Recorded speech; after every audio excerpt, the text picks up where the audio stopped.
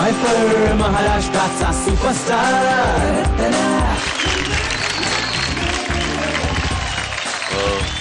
Dhanashree, relationship basically नात्यांवरच improvise कर.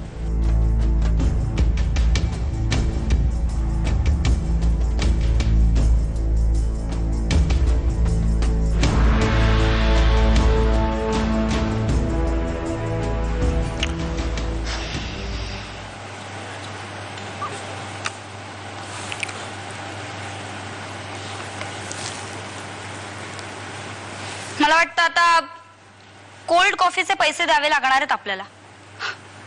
हा काय? अरे बोल ना काहीतरी घडाघडा. काय बोलू म्हणजे? दिलंयस ना रेजिग्नेशन. 15 दिवसांचा नोटीस पिरियड बाद खतम.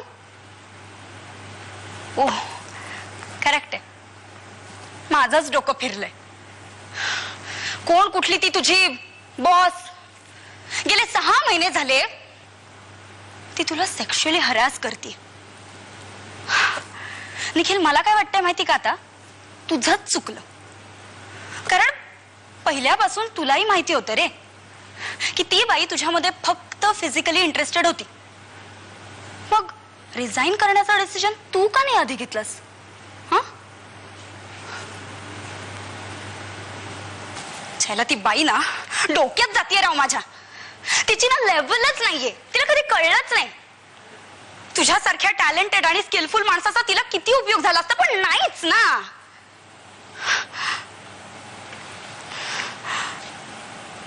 निखिल, असं डिप्रेस होऊन काही होणार आहे का? हा, हे बघ, बाकीच्या कंपन्या काही मेलेल्या नाहीयेत.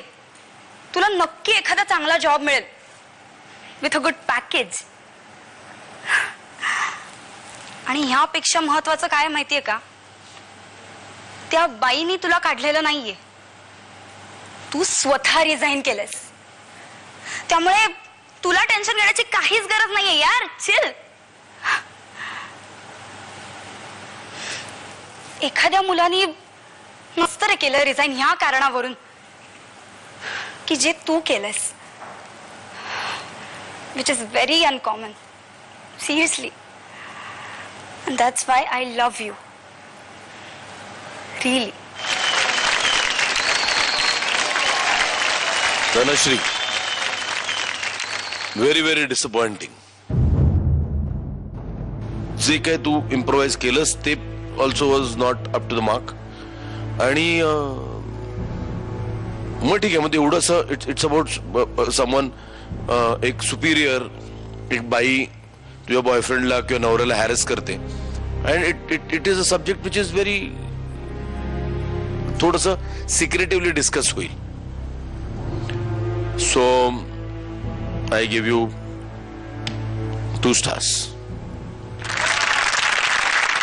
तू खूप असं ते तू म्हणून वापरलंस बघ 2-3 वेळेला. हा, ते पण थोडंसं असं पॉइंट करतो ना, त्या बॉडी लँग्वेज मध्ये फार असं वेगळ्या पद्धतीने घेतलं जातं. लक्षात ठेव. म्हणजे फाईन, म्हणजे एक अगदी तुला फक्त खूप फाईन करायचं आहे स्वतःला अजून.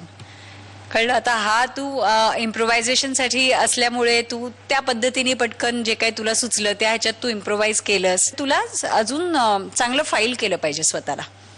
तू पुढे प्रयत्न करावास अजून चांगला. तुला मी पण 2 stars देते.